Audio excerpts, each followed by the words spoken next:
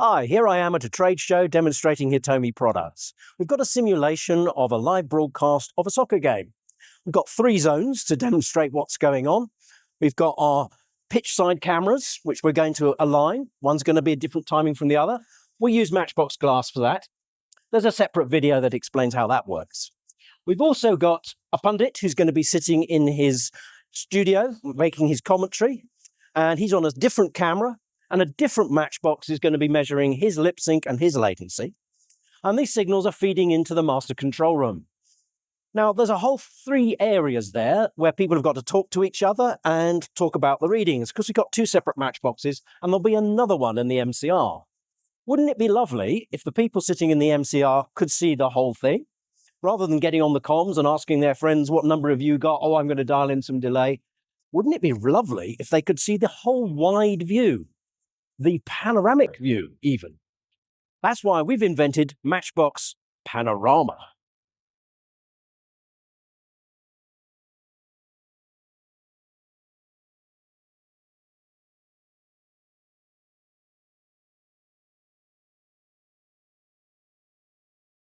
I'm going to give you an introduction to our new product called Matchbox Panorama.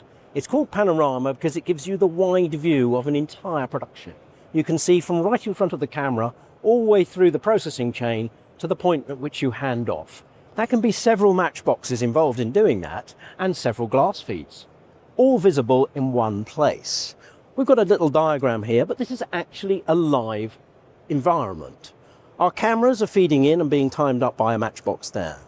We also have a separate venue in the studio with its own Matchbox and doing the lip sync. From all of this feeds into the MCR, and in the MCR there's going to be some processing going on. Say, for example, it's a graphic associated with the soccer coverage. That's going to be put on and add a few frames of delay.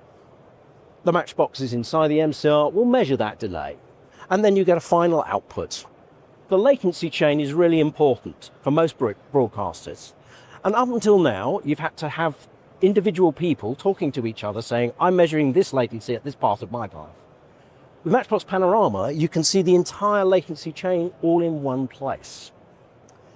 It's a very powerful system because it allows you to look at the entire production workflow, and you can share that with other people.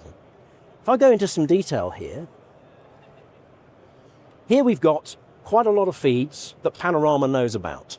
That's a glass feed. If I click on a different button here, that's a Matchbox feed. It's all live, and it is a very scalable solution. You can have much more than 4 channels that a single hardware Matchbox gives you. Take, for example, all of the things here I can see. This is my latency path. This can be as big or as small as your production requires. You see the numbers changing. It is actually live, and it is making measurements.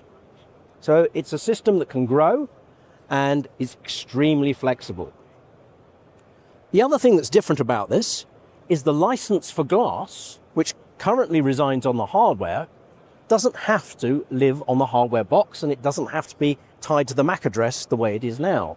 So a site license, which a lot of our users have been asking for, is now possible. A site license for glass is possible now with Matchbox Panorama. The other thing that's very exciting that's coming along is we can measure in software environments. We're turning what is our 2-part solution into a 3-part solution. So normally you would launch a test pattern, that's the beginning, and then we'd have an analyzer at the end. That's the 2 parts.